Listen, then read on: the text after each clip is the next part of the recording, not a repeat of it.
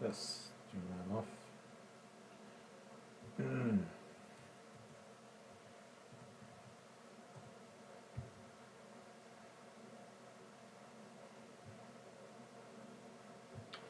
Sound. Input. Razor siren. Input volume maximum. Hello. Test, test, test. I think that's a little bit better.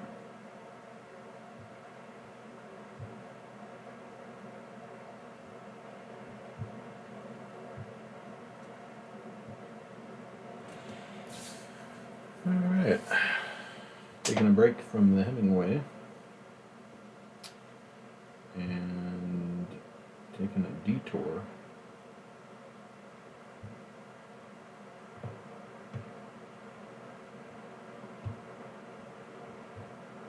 to Emerson. Ralph Waldo Emerson.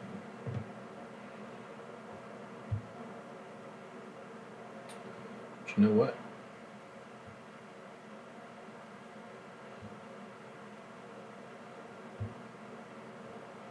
What the fuck? Uh-oh. Cancel.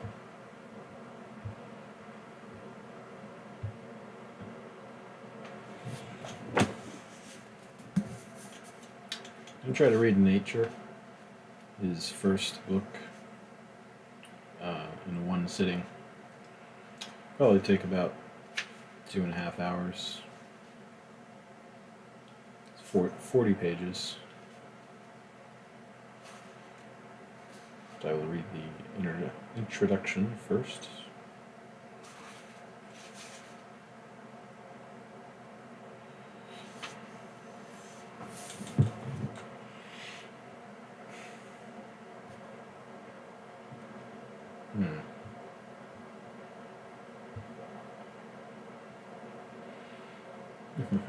You know what? I'm going to add a little musical soundtrack to this. A little background music.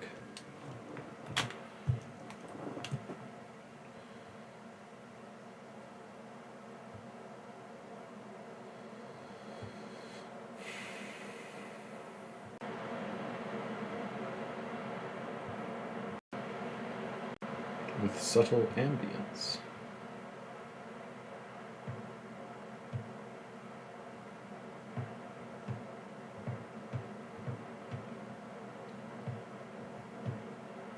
Hello, hello. Test, test, test.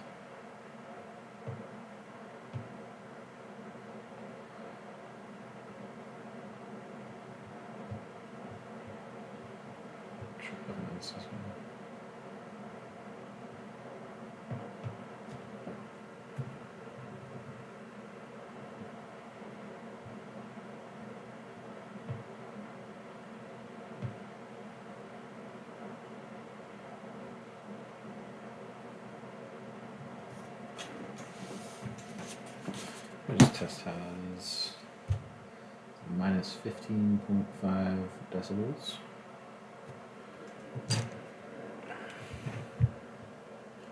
Just see how that sounds.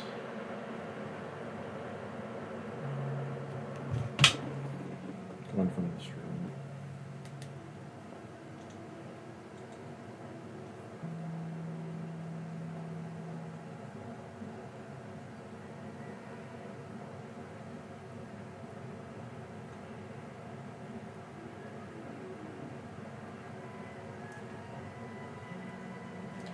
Hello, hello.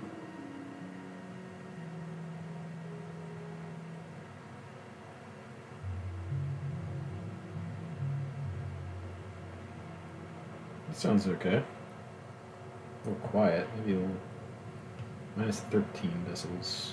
Testing, testing.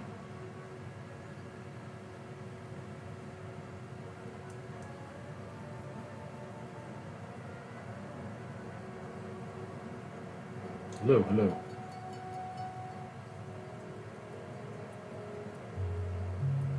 Hello, hello. turn it.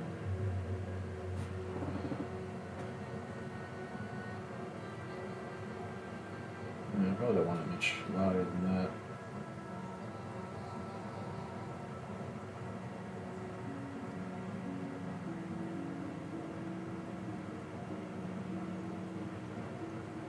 Maybe a little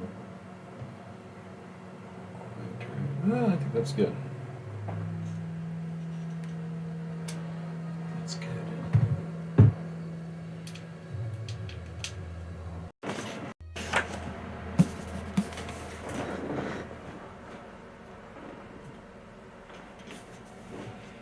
Alrighty. Am I reading? Essential Writings of Ralph Waldo Emerson. I was simmering.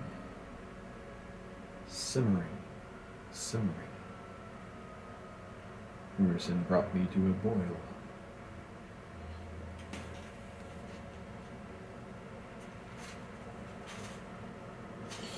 Alright, Nature.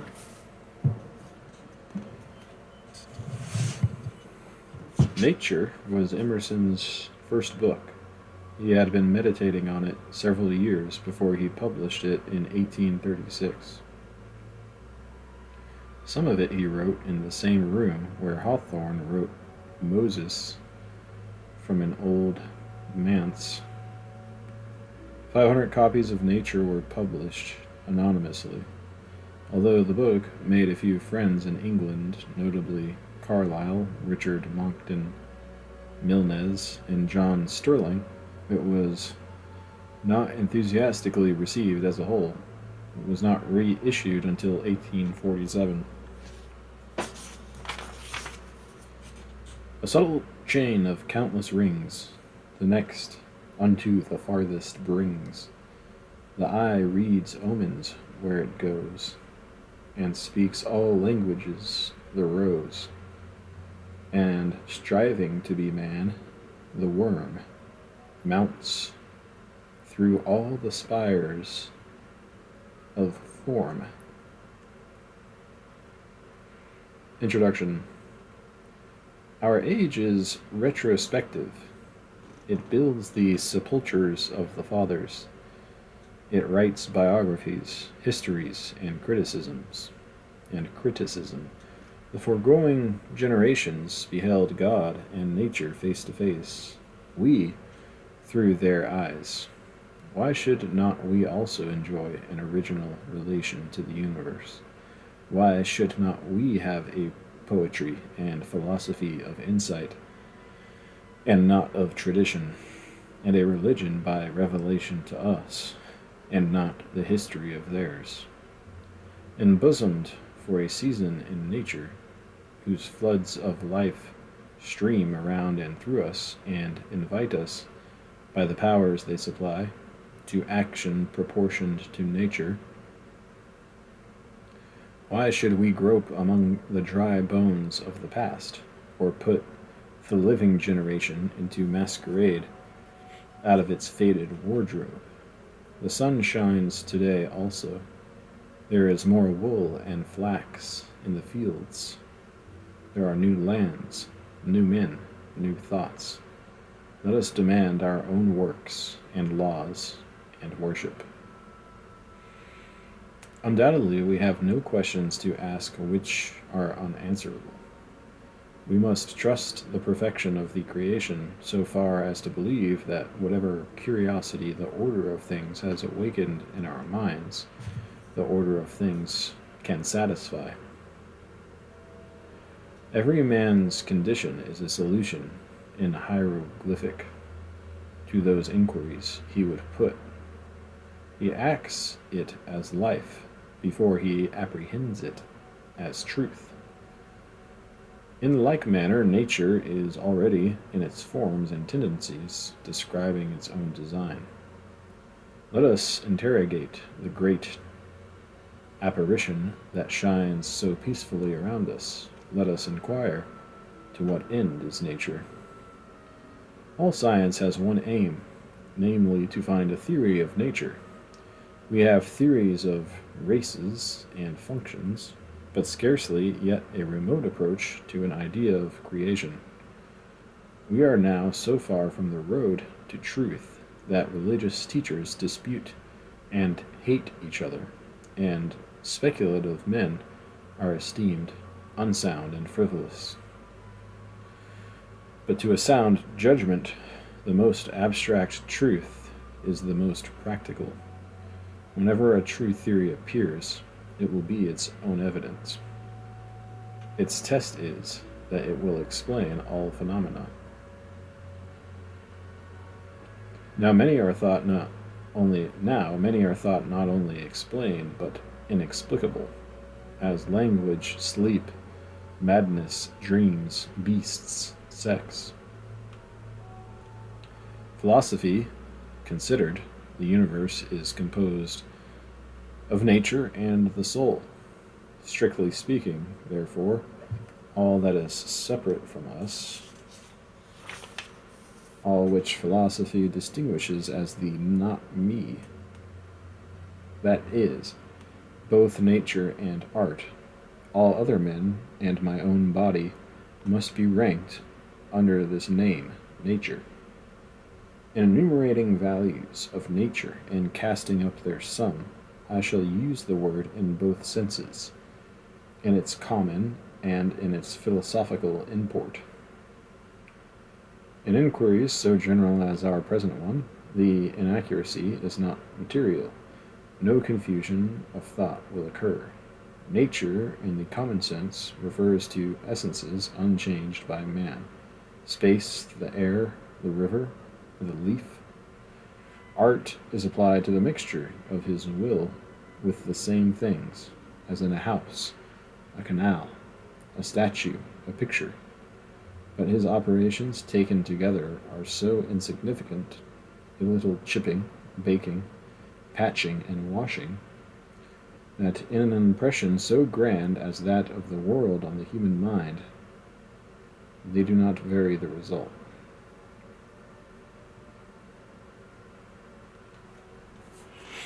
Nature, Part 1. To go into solitude, a man needs to retire as much from his chamber as from society. I am not solitary whilst I read and write, though nobody is with me. But if a man would be alone, let him look at the stars. The rays that come from those heavenly worlds will separate between him and what he touches. One might think the atmosphere was made transparent with this design, to give man, in the heavenly bodies, the perpetual presence of the sublime. Seen in the streets of cities, how great they are! If the stars should appear one night in 1,000 years, how would men believe and adore and preserve for many generations the remembrance of the city of God which had been shown? But every night come out these envoys of beauty, and light the universe with their admonishing smile. The stars awaken a certain reverence, because, though always present, they are inaccessible. But all natural objects make a kindred impression when the mind is open to their influence. Nature never wears a mean appearance, neither does the wisest man extort her secret and lose his curiosity by finding out all her perfection. Nature never became a toy to a wise spirit. The flowers, the animals, the mountains reflected the wisdom of his best hour as much as they had delighted the simplicity of his childhood. When we speak of nature in this manner, we have a distinct but most poetical sense in the mind. We mean the integrity of impression made by manifold natural objects. It is this which distinguishes the stick of timber of the woodcutter from the tree of the poet. The charming landscape which I saw this morning is indubitably made up of some 20 or 30 farms. Miller owns this field, Locke that, and Manning the woodland beyond. But none of them owns the landscape. There is a property in the horizon which no man has but he whose eye can integrate all the parts, that is, the poet. This is the best part of these man's farms. Yet, to this their warranty deeds give no title. To speak truly, few adult persons can see nature. Most persons do not see the sun. At least they have a very superficial seeing. The sun illuminates only the eye of the man, but shines into the eye and the heart of the child. The lover of nature is he whose inward and outward senses are still truly adjusted to each other, who has retained the spirit of infancy even into the era of manhood. His intercourse with heaven and earth becomes part of his daily food. In the presence of nature, a wild delight runs through the man, in spite of real sorrows. Nature says, "He is my creature, and maugre all his impertinent griefs. He shall be glad with me." Not the sun or the summer alone, but every hour and season yields its tribute of delight. For every hour and change corresponds to and authorizes a different state of the mind, from breathless noon to grimmest midnight. Nature is a setting that fits equally well a comic or a morning piece. In good health, the air is a cordial of incredible virtue. Crossing a bare common in snow puddles at twilight under a clouded sky, without having in my thoughts any occurrence of special good fortune, I have enjoyed a perfect exhilaration. I am glad to the brink of fear. In the woods, too, a man casts off his years as the snake his slough. And at what period soever of life is always a child. In the woods is perpetual youth. Within these plantations of God, a decorum and sanctity reign, a perennial festival is dressed, and the guest sees not how he should tire of them in 1,000 years. In the woods we return to reason and faith. There I feel that nothing can befall me in life, no disgrace, no calamity, leaving me my eyes, which nature cannot repair. Standing on the bare ground, my head bathed by the blithe air, and uplifted into infinite space, all mean egotism vanishes. I become a transparent eyeball. I am nothing. I see all. The currents of the universal being circulate through me. I am part or parcel of God. The name of the nearest friend sounds then foreign and accidental. To be brothers, to be acquaintances, master or servant, is then a trifle and a disturbance. I am the lover of uncontained and immortal beauty. In the wilderness I find something more dear and connate than in the streets or villages. In the tranquil landscape, and especially in the distant line of the horizon, man beholds somewhat as beautiful as his own nature. The greatest delight which the fields and woods minister is the suggestion of an occult relation between man and the vegetable. I am not alone and unacknowledged. They nod to me, and I to them. The waving of the boughs in the storm is new to me and old. It takes me by surprise, and yet is not unknown. Its effect is like that of a higher thought or a better emotion coming over me, when I deemed I was thinking justly or doing right. Yet it is certain that the power to produce this delight does not reside in nature, but in man, or in a harmony of both. It is necessary to use these pleasures with great temperance, for nature is not always tricked in holiday attire, but the same scene which yesterday breathed perfume and glittered as for the frolic of the nymphs is overspread with melancholy today. Nature always wears the colors of the spirit. To a man laboring under calamity, the heat of his own fire hath sadness in it. Then there is a kind of contempt of the landscape felt by him, who has just lost by death a dear friend. The sky is less grand as it shuts down over less worth in the population.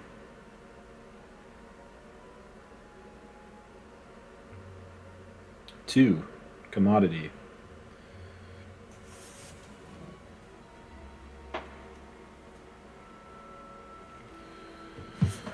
Whoever considers the final cause of the world will discern a multitude of uses that enter as parts into that result. They all admit of being thrown into one of the following classes: commodity, beauty, language, and discipline. Under the general name of commodity, I rank all those advantages which our senses owe to nature. This, of course, is a benefit which is temporary and mediate, not ultimate, like its service to the soul. Yet, although low, it is perfect in its kind, and is the only use of nature which all men apprehend. The misery of man appears like childish petulance when we explore the steady and prodigal provision that has been made for his support and delight on this green ball which floats him through the heavens. What angels invented these splendid ornaments, these rich conveniences, this ocean of air above, this ocean of water beneath, this firmament of earth between, this zodiac of lights, this tent of dropping clouds, this striped coat of climates, this fourfold year, beasts, fire, water, stones, and corn serve him. The field is at once his floor, his work-yard, his playground, his garden, and his bed.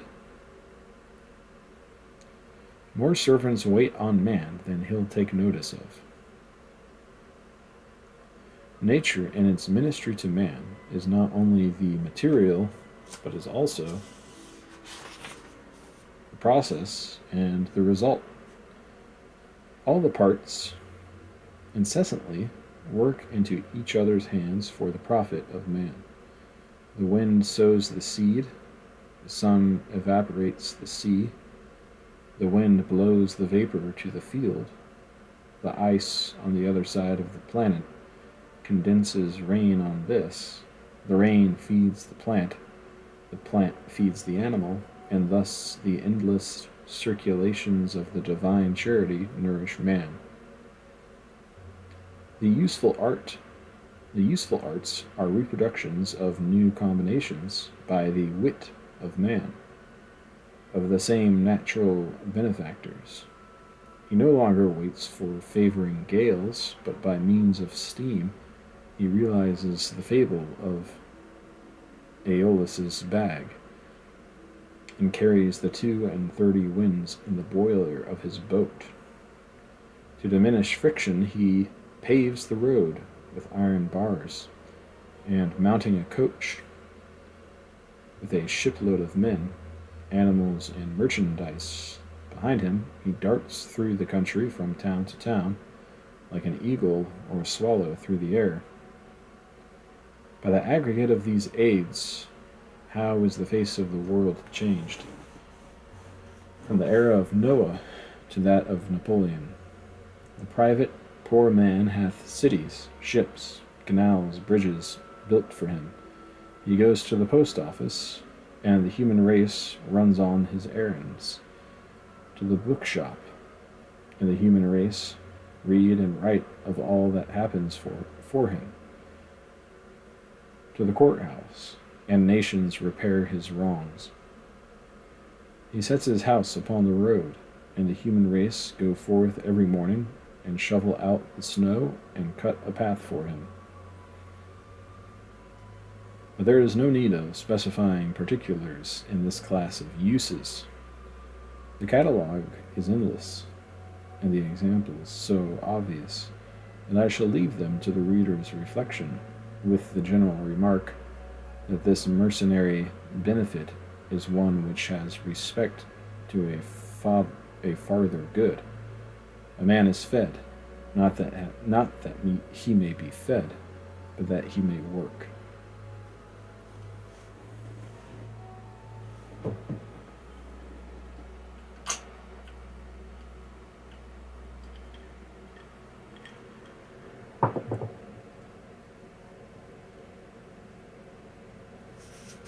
Beauty.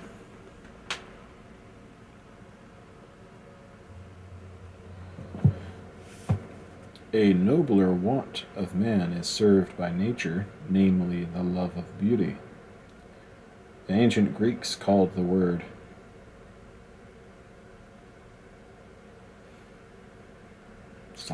some word in Greek that I can't pronounce, called the world, whatever, beauty. Such is the constitution of all things, or such the plastic power of the human eye, that the primary forms, as the sky, the mountain, the tree, the animal, give us a delight in and for themselves, a pleasure arising from outline, color, motion, and grouping.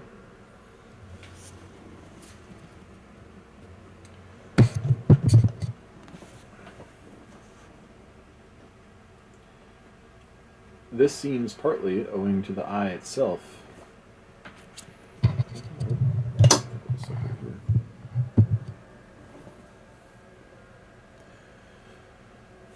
This seems partly owing to the eye itself. The eye is the best of artists. By the mutual action of its structure and of the laws of light, perspective is produced, which integrates every mass of objects, of what character soever, into a well-colored and shaded globe, so that where the particular objects are mean and unaffecting, the landscape which they compose is round and symmetrical. And as the eye is the best composer,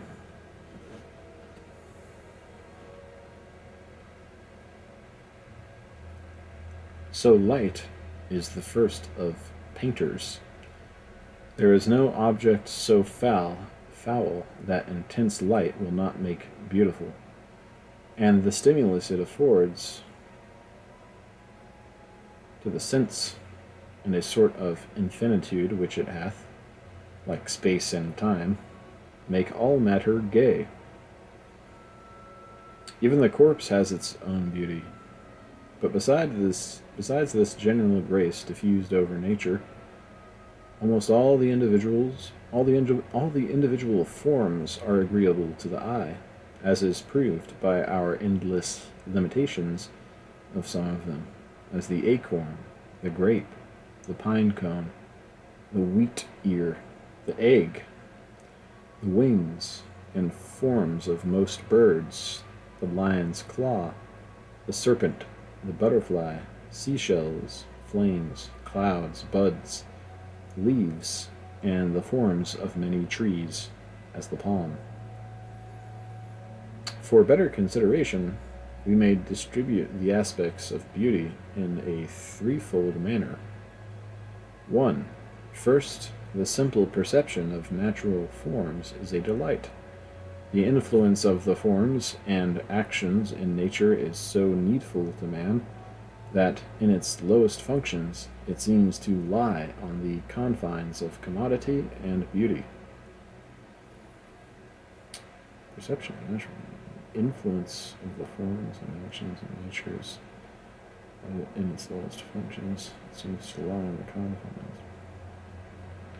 To the body and mind, which have been cramped by noxious work or company, nature is medicinal and restores their tone. The tradesman, the attorney, comes out of the din and craft of the street, and sees the sky and the woods, and is a man again, in their eternal calm. He finds himself. The health of the eye seems to demand a horizon. We are never tired so long as we can see far enough. But in other hours,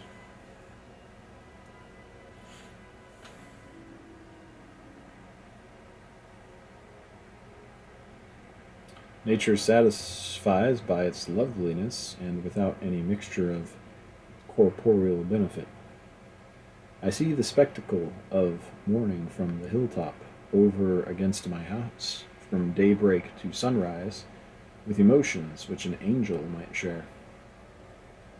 The long, slender bars of cloud float like fishes in the sea of crimson light. From the earth, as a shore, I look out into that silent sea. I seem to partake its rapid transformations. The active enchantment reaches my dust, and I dilate and conspire with the morning wind.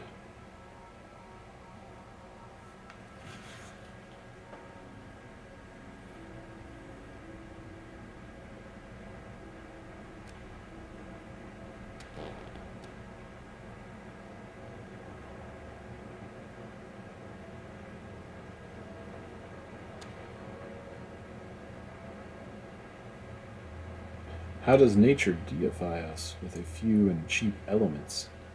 Give me health and a day, and I will make the pomp of emperors ridiculous. The dawn is my Assyria, the sunset and moon rise my Paphos, and unimaginable realms of fairy. Broad noon shall be my England of the senses, and the understanding the night, and the understanding. The night shall be my Germany of mystic philosophy and dreams. Not less excellent, except for our less susceptibility in the afternoon, was the charm, last evening, of a January sunset. The western clouds divided and subdivided themselves into pink flakes, modulated with tints of unspeakable softness, and the air had so much life and sweetness that it was a pain to come within doors. What was it that nature would say? Was there no meaning in the live repose of the valley behind the mill, and which Homer or Shakespeare could not reform for me in words? The leafless trees become spires of flames in the sunset, and the blue east for their background, and the stars of the dead calyces of flowers, and every withered stem and stubble rimmed with frost contribute something to the mute music. The inhabitants of cities suppose that the country landscape is pleasant only half the year.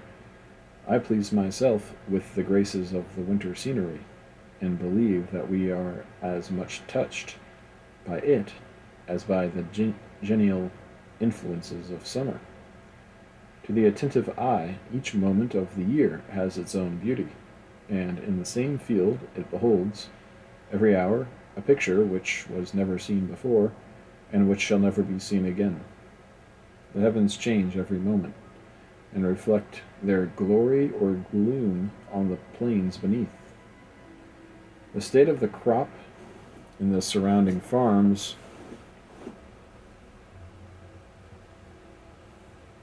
alters the expression of the earth from week to week.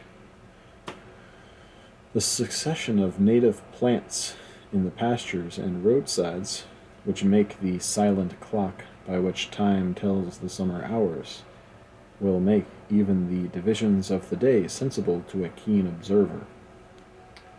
The tribes of birds and insects, like the plants punctual to their time, follow each other, and the year has room for all.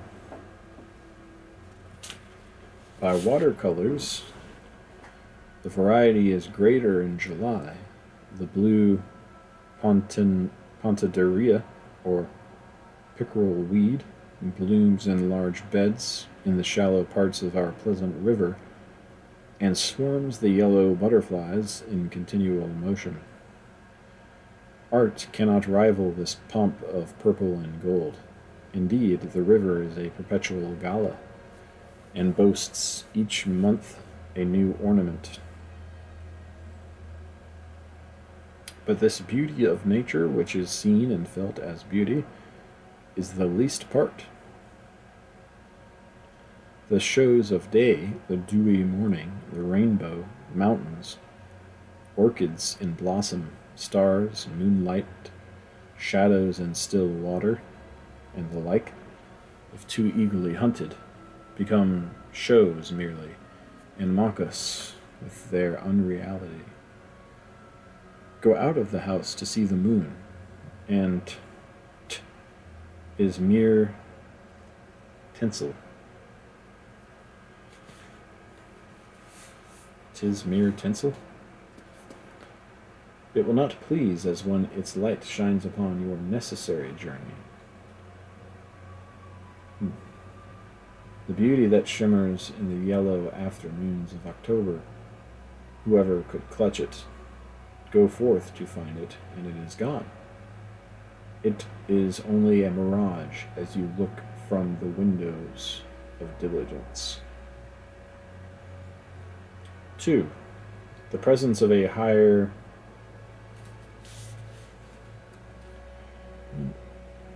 distribute the aspects of beauty in a threefold manner. First, the simple perception of natural forms. 2. The presence of a higher, namely, of the spiritual element, is essential to its perfection. The high and divine beauty, which can be loved without effeminacy, is that which is found in combination with the human will. Beauty is the mark God sets upon virtue. Every natural action is graceful, every heroic act is also decent, and causes the place and the bystanders to shine. We are taught by great actions that the universe is the property of every individual in it. Every rational creature has all nature for his dowry and estate. It is his, if he will. He may divest himself of it, he may creep into a corner and abdicate his kingdom, as most men do. But he is entitled to the world by his constitution. In proportion to the energy of his thought and will, he takes up the world into himself. All those things for which men plow, build, or sail obey virtue, said Sallust. The winds and waves, said Gibbon, are always on the side of the ablest navigators. So are the sun and moon, and all the stars of heaven. When a noble act is done, perchance in a scene of great natural beauty, when Leonidas and his 300 martyrs consume one day in dying, and the sun and moon come each and look at them once in the steep defile of Thermopylae, when Arnold Winkelried in the high Alps, under the shadow of the avalanche, gathers in his side a sheaf of Austrian spears to break the lines for his comrades. Are not these heroes entitled to add the beauty of the scene to the beauty of the deed? When the bark of Columbus nears the shores of America, before it,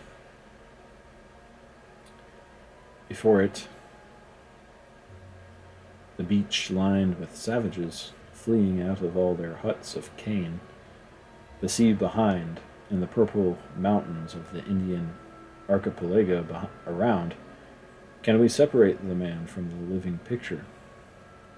Does not the New World clothe his form with her palm groves and savannas as fit drapery?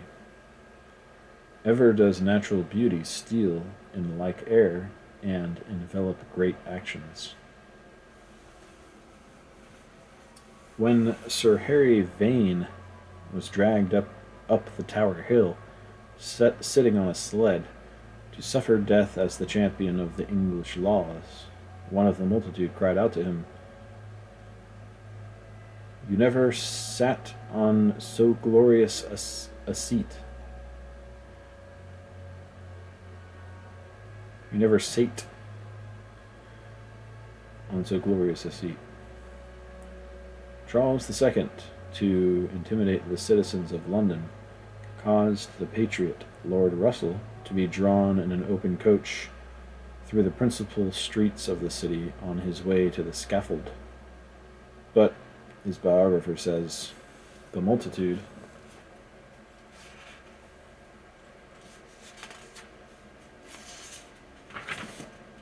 imagined they saw liberty and virtue sitting by his side. In private places, among sordid objects, an act of truth or heroism seems at once to draw to itself the sky as its temple, the sun as its candle. Nature stretches out her arms to embrace man.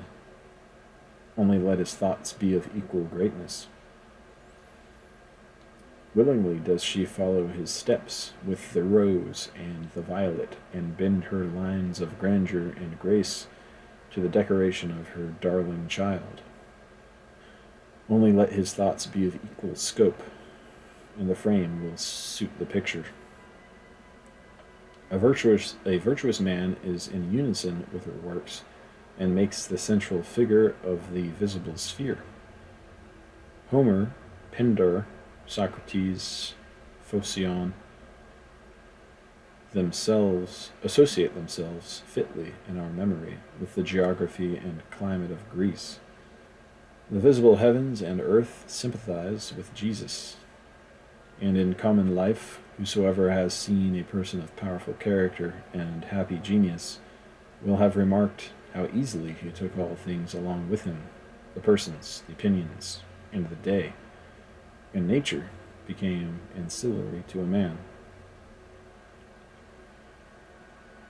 3.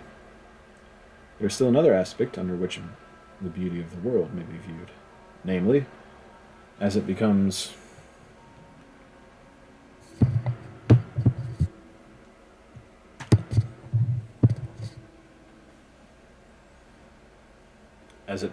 an object of the intellect.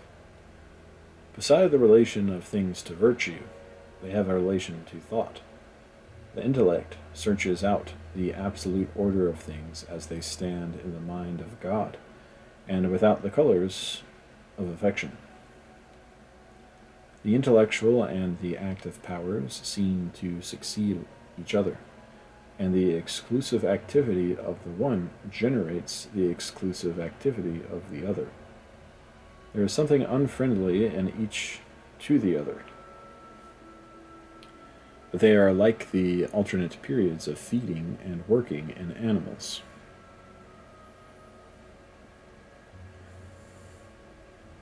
Each prepares and will be followed by the other. Therefore does beauty, which in relation to actions, as we have seen, comes unsought, and comes because it is unsought, remain for the apprehension and pursuit of the intellect, and then again, in its turn, of the active power. Nothing divine dies. All good is eternally reproductive. The beauty of nature reforms itself in the mind, and not for barren contemplation, but for new creation. All men are in some degree impressed by the face of the world, same men even to delight. This love of beauty is taste. Others have the same love in such excess that, not content with admiring, they seek to embody it in new forms. The creation of beauty is art. The production of a work of art throws a light upon the mystery of humanity. A work of art is an abstract or epitome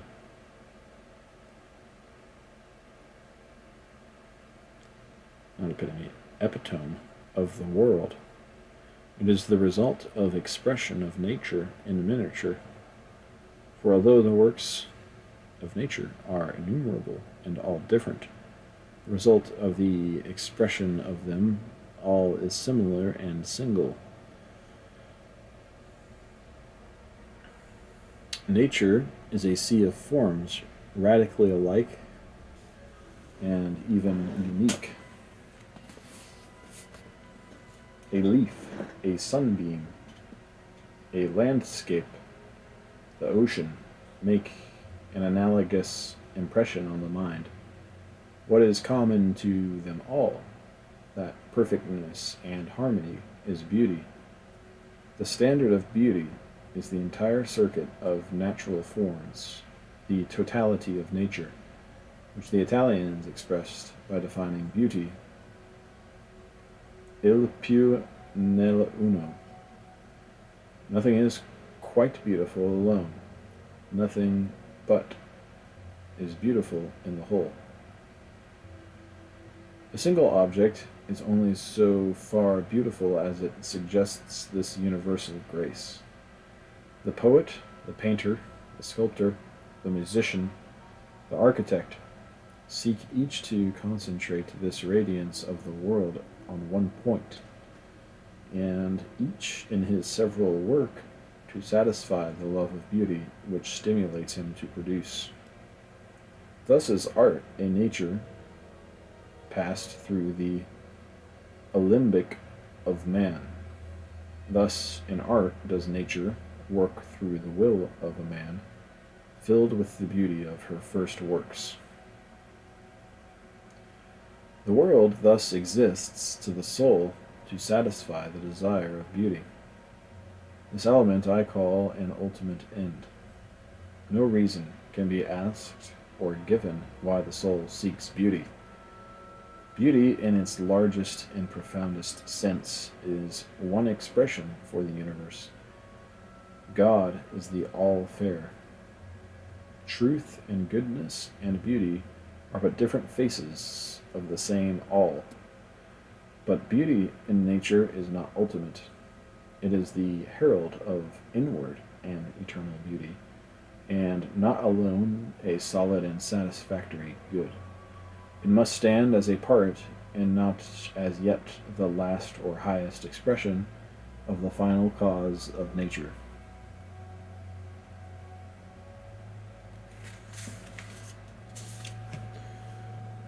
Number 4, language.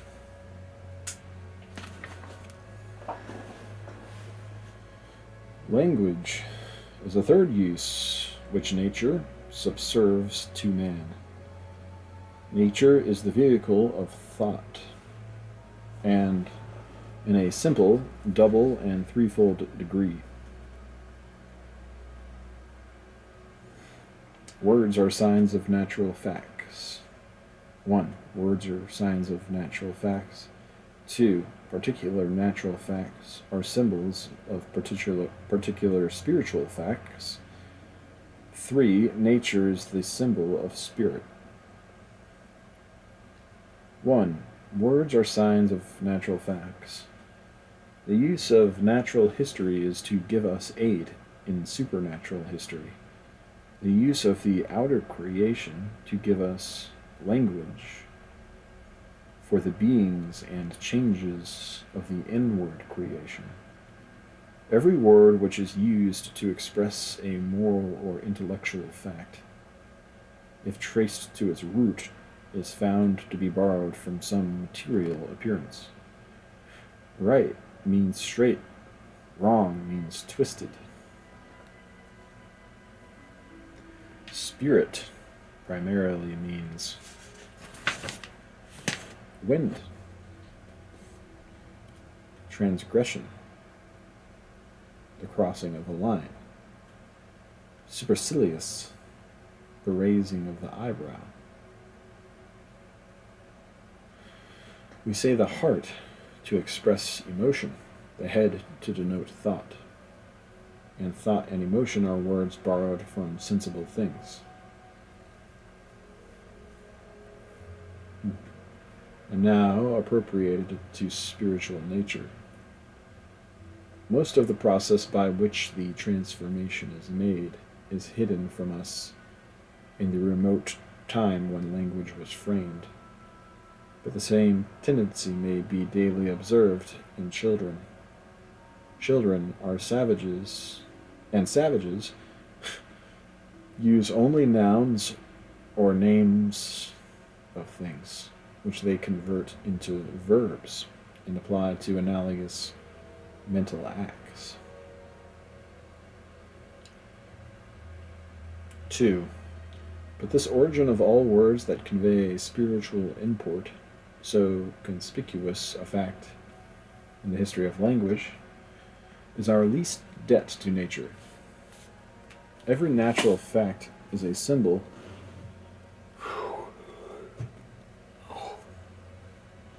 of some spiritual fact. Every appearance in nature corresponds to some state of the mind, and that state of the mind can only be described by presenting that natural appearance as its picture. An enraged man is a lion, a cunning man is a fox, a firm man is a rock, a learned man is a torch. A lamb is innocence, a snake is subtle spite. Flowers express to us the delicate affections.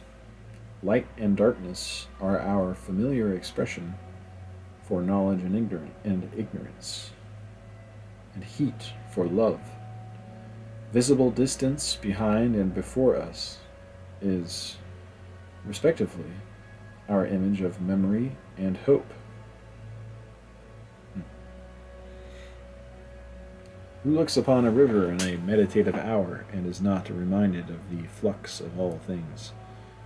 Throw a stone into the stream, and the circles that propagate themselves are the beautiful type of all influence. Man is conscious of a universal soul within or behind his individual life, wherein, as in a firmament, the natures of justice, truth, love, freedom arise and shine. The universal soul he calls reason. It is not mine, or thine, or his, but we are its. We are its property, and men.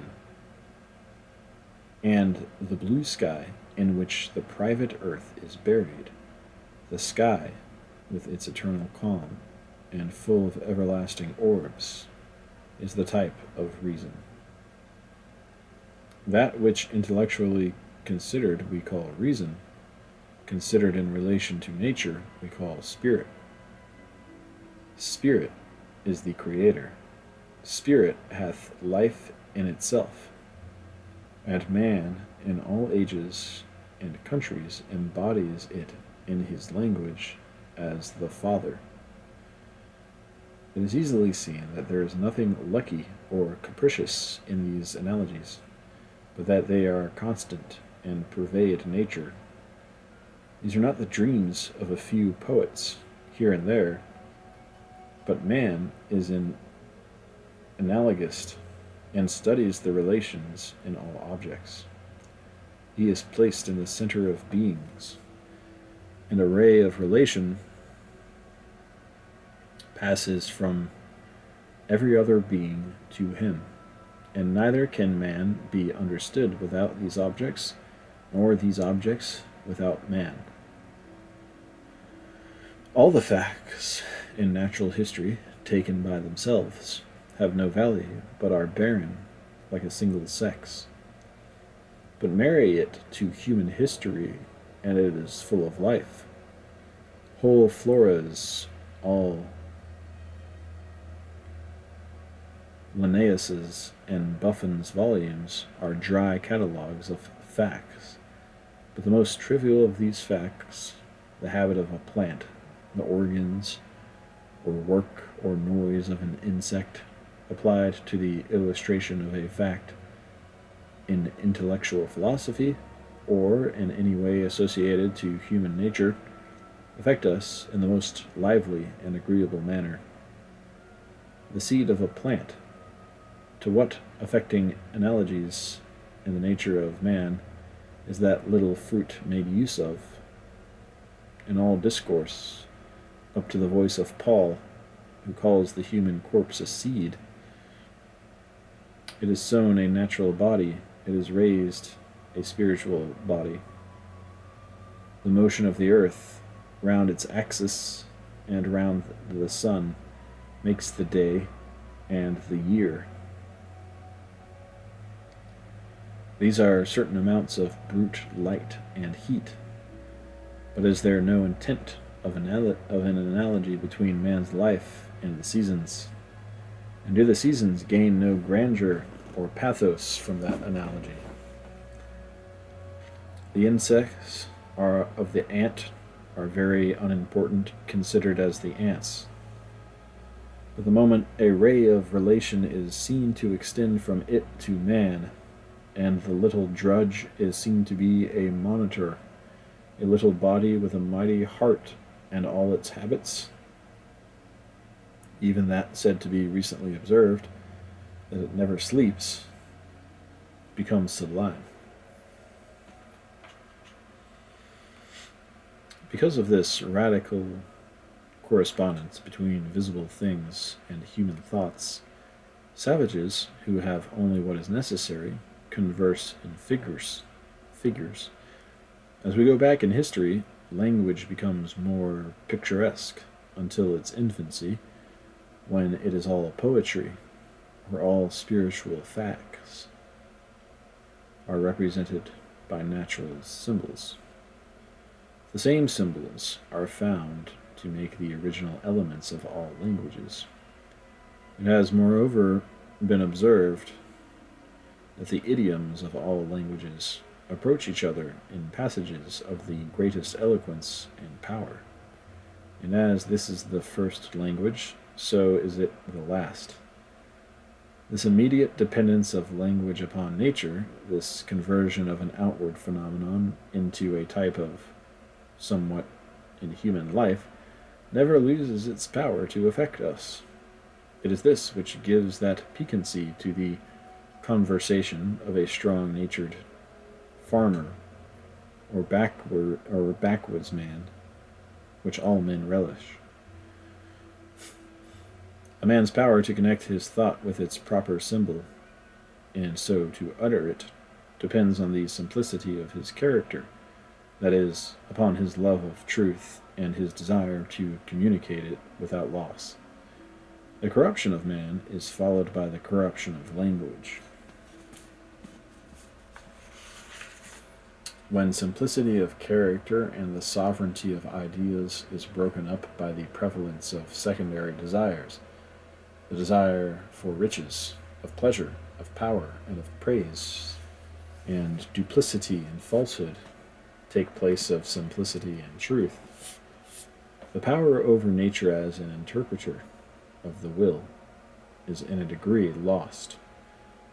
New imagery ceases to be created, and old words are perverted to stand for things which are not. A paper currency is employed when there is no bullion in the vaults. In due time, the fraud is manifest, and words lose all power to stimulate the understanding or the affections.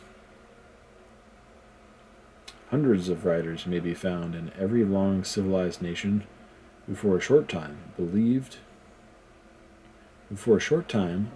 and make others believe that they see and utter truths, who do not of themselves clothe one thought in its natural garment, but who feed unconsciously on the language created by the primary writers of the country, those, namely, who hold primarily on nature.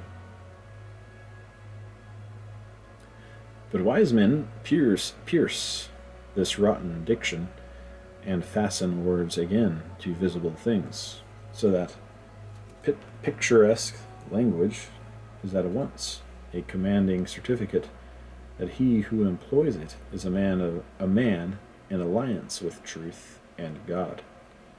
The moment our discourse rises above the ground line of familiar facts and is inflamed with passion or exalted by thought, it clothes itself in images. A man conversing in earnest, if you watch his intellectual processes, will find that a material image more or less luminous arises in his mind, contemporaneous with every thought, which furnishes the vestment of the thought. Hence, good writing and brilliant discourse are perpetual allegories. The imagery is spontaneous. It is the blending of experience with the present action of the mind. It is proper creation. It is the working of the original cause through the instruments he has already made. These facts may suggest the advantages which the country life possesses for a powerful mind over the artificial and curtailed life of cities. We know more from nature than we can at will communicate. Its light flows into the mind evermore, and we forget its presence. The poet, the orator, bred in the woods, whose senses have been nourished by their fair and appeasing changes year after year, without design and without heed, shall not lose their lesson altogether in the roar of the cities or the broil of politics.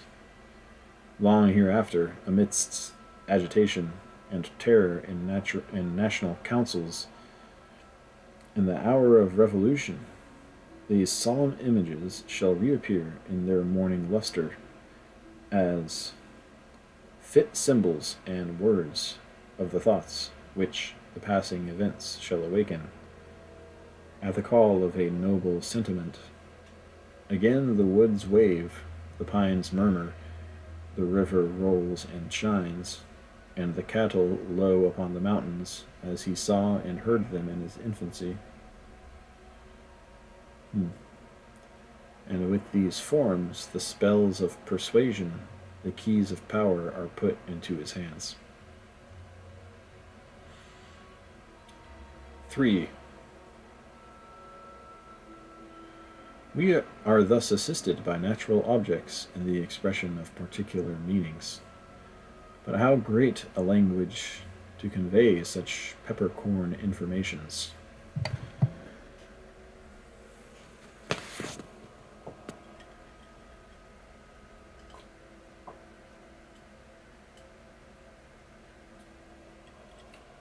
Peppercorn.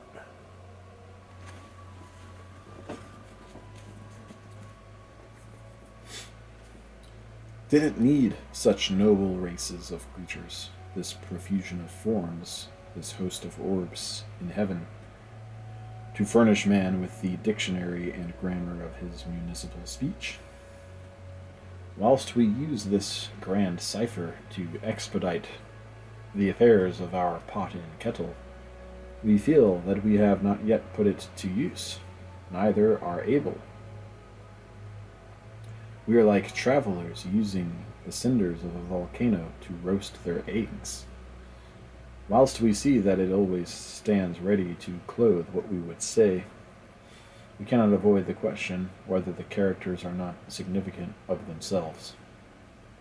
Have mountains and waves and skies no significance but what we consciously give them when we employ them as emblems of our thoughts? The world is emblematic. Parts of speech are metaphors, because the whole of nature is a metaphor of the human mind.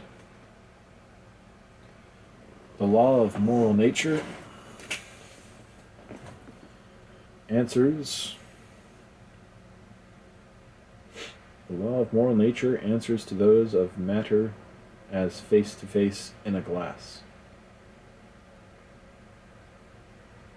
The visible world and the relation of its parts is the dial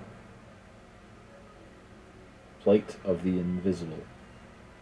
The axioms of physics translate the laws of ethics. Thus the whole is greater than its part. Reaction is equal to action. The smallest weight may be made to lift the greatest, the difference of weight being compensated by time. And the many like propositions, which have an ethical as well as physical sense. These propositions have a much more extensive and universal sense when applied to human life than when confined to technical use. In like manner, the memorable words of history and the proverbs of nations consist usually of a natural fact, selected as a picture or parable of a moral truth. Thus, a rolling stone gathers no moss. A bird in the hand is worth two in the bush. A cripple in the right way will beat a racer in the wrong. Make hay while the sun shines. Tea is hard to carry a full cup even. Vinegar is the son of wine. The last ounce broke the camel's back. Long-lived trees make roots first, and the like. In their primary sense, these are trivial facts, but we repeat them for the value of their analogical import. What is true of proverbs is true of all fables, parables, and allegories. This relation between the mind and matter is not fancied by some poet, but stands in the will of God, and so is free to be known by all men. It appears to men, or it does not appear. When in fortunate hours we ponder this miracle, the wise man doubts if at all other times he is not blind and deaf. Can such things be and overcome us like a summer's cloud without our special wonder?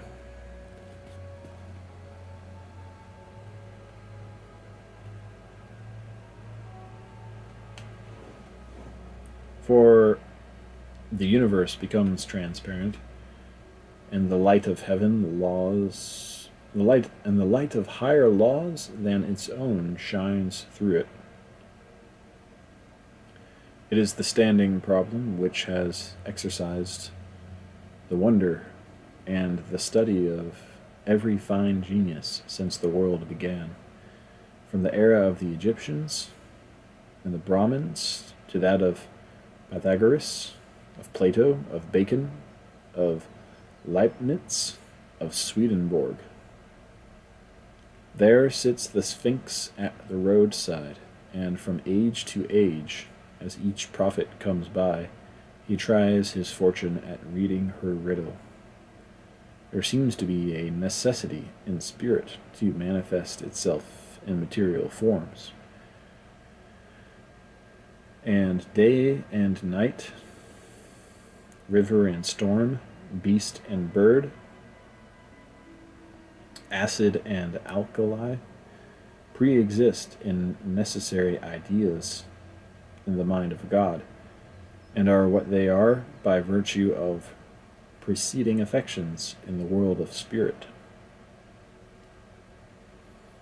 A fact is the end or last issue of spirit.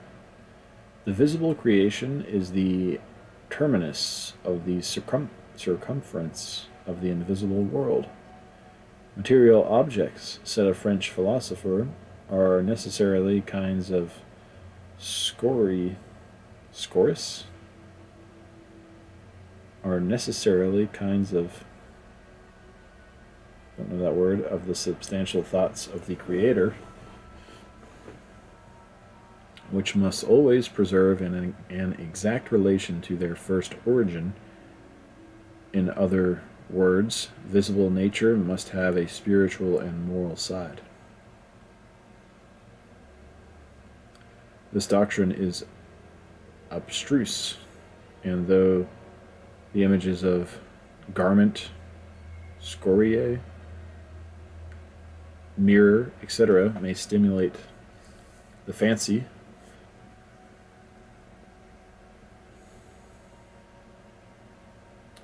we must summon the aid of subtler and more vital expositors to make it plain.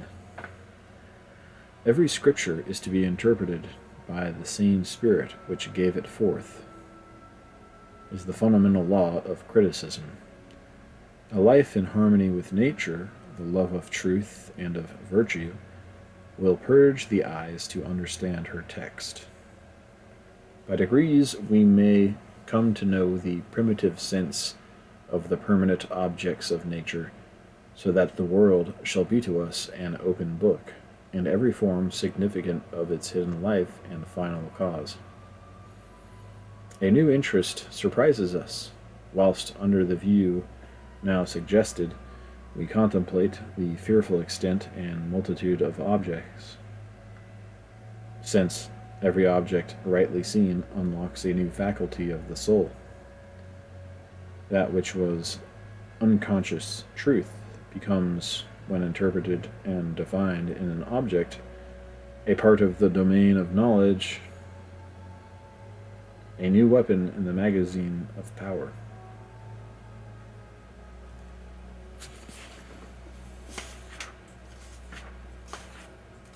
Discipline, idealism, spirit, prospects.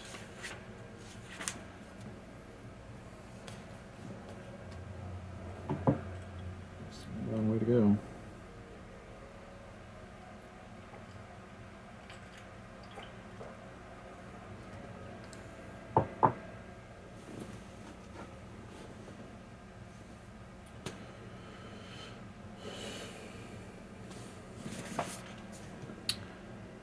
Part 5. Discipline. In view of the significance of nature, we arrive at once at a new fact, that nature is a discipline. This use of the world includes the preceding uses as parts of itself. Space, time, society, labor, climate, food, locomotion, the animals, the mechanical forces, give us sincerest lessons day by day, whose meaning is unlimited. They educate both the understanding and the reason. Every property of matter is a school for the understanding. Its solidity or resistance, its inertia, its extension, its figure, its divisibility, the understanding adds, divides, combines. The understanding adds, divides, combines, measures, and finds nutriment and room for its activity in this worthy scene. Meantime, reason transfers all these lessons into its own world of thought by perceiving the analogy that marries matter and mind. 1. Nature is a discipline of the understanding in intellectual truths. Our dealing with sensible objects is a constant exercise in the necessary lesson of difference, of likeness, of order, of being and seeming, of progressive arrangement, of ascent from particular to general, of combination to one end of manifold forces,